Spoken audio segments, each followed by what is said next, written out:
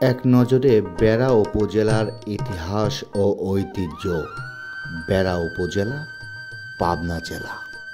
ইছামতি নদী, হুরাসাগর আর যমুনার সঙ্গমস্থল তীরবর্তী বেড়া বন্দরটি বাংলার সুলতানি আমলে প্রতিষ্ঠিত বলে জনশ্রুতি রয়েছে।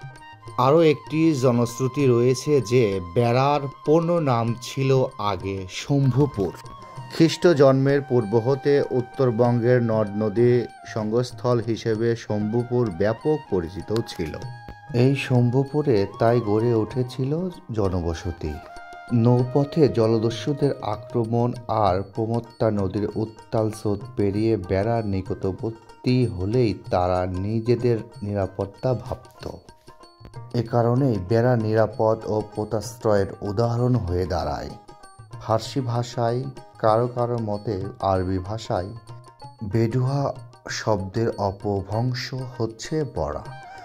যতদূর জানা যায় যে 800 খ্রিস্টাব্দের গোড়ার দিকে আরব বণিকেরা বেড়ায় তাদের অন্যতম প্রধান বাণিজ্য কেন্দ্র গড়ে তোলে।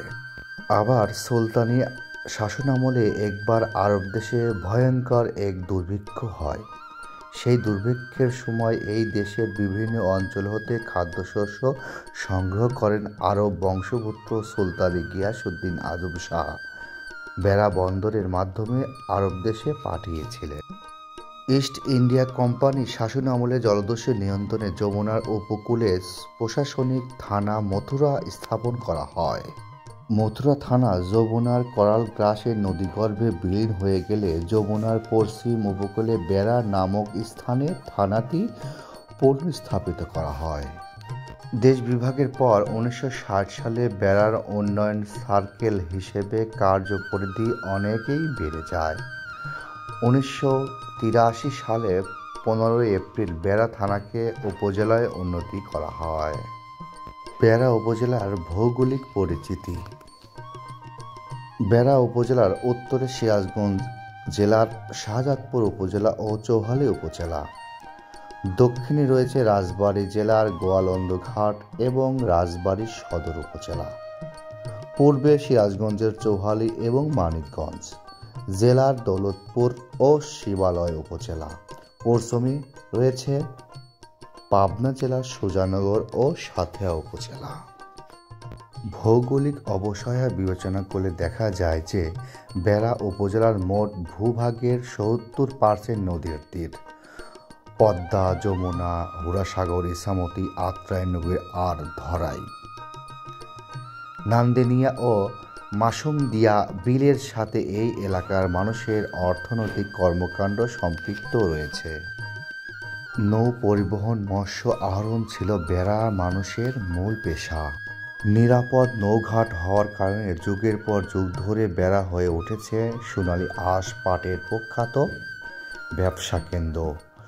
জনশ্রুতি রয়েছে যে পাট কেনার জন্য ব্রিটেন থেকে সরাসরি বিমানে এসে নামত নাকালিয়ার সংলগ্ন যমুনা নদীর তীরে। বেড়া পাম্প হাউসের সেচ প্রকল্পের কারণে কৃষিকাজ আর মৎস্য চাষ অর্থনৈতিক কর্মকাণ্ডে এক নতুন যাত্রা যোগ করেছে। এই উপজেলাতে মিলভিটা, আড়ং দুধ, প্রাণ দুধ আরও অনেক প্রতিষ্ঠানে দুধ সংগ্রহ কেন্দ্র স্থাপন করেছে এবং এই উপজেলাতে বাদাম চাষ ও ভুট্টা চাষে অর্থনীতিতে সমৃদ্ধ রয়েছে।